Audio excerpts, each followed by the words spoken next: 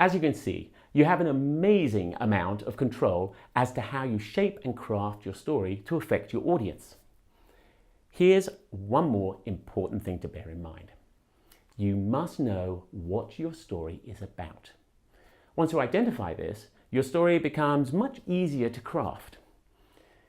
Now, this might sound like I'm stating the bleeding obvious, but when I teach storytelling workshops, my first question after each participant tells their story is, what is your story about?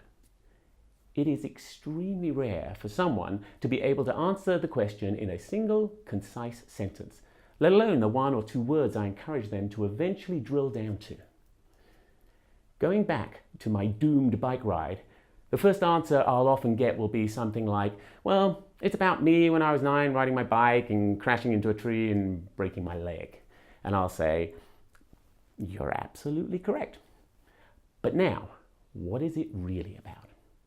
Usually, when people dig a little, they discover that their story is about something much deeper rooted than the mere chain of events. And once they make this discovery, the story is likely to change considerably and become far more focused. For instance, my bike story might be all about control, or maybe consequences, or freedom. If I pick, say, control, it'll be a very different story than if I pick freedom. Knowing what your story is about is absolutely key. But you can also see that it is possible to tell the same chain of events in many different ways, merely by changing the focus of what the story is about. The choice of what your story is about often hinges on what it is you want your story to ultimately illustrate. Say I owned an ad agency and I wanted to encourage my staff to become more creative, free-thinking and willing to take more risks. I might use the bike story and frame it around freedom. I'd play up the fun, the joy, the thrill, the excitement of being on the edge and how by taking risks I discovered new possibilities. Of course, I'd end the story before I hit the tree and broke my leg, or maybe not. What I include or exclude from my story is entirely up to me. Now, to the all-important question. How do I apply all these skills so I can get what I want? Well, simply put, know your audience, know what you want, and know what your story is about. First, think about your audience. Who are they? Why are they here? What have they come to learn? What do they already know? What do they need to know? A perfect story told to the wrong audience will have little effect. Now be clear on what it is you want.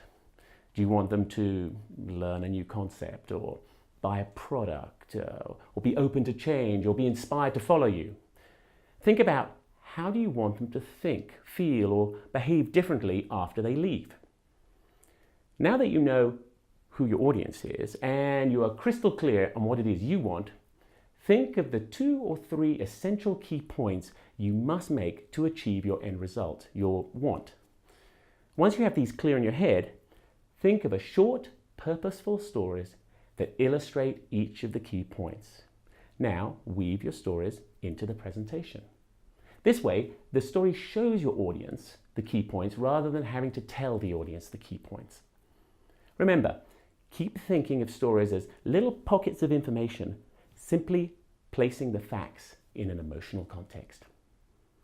Your whole talk, lecture, presentation, conversation, meeting, interview, whatever it is, should have an overall theme so it feels like one cohesive piece, but don't necessarily think of it as one big story. Rather, think of it simply as a presentation that's punctuated with a series of small purposeful stories, which illustrates your key points. Now, practice makes perfect. And guess what? It's easy to practice. We tell stories all day long, so just start first by being aware of them being around you. Then start incorporating them more and more. Maybe start at home if it's easier for you, and then bring them to work. Soon, it will become second nature, and you'll even start thinking in story. It's fun, it's easy, and it'll make a huge difference.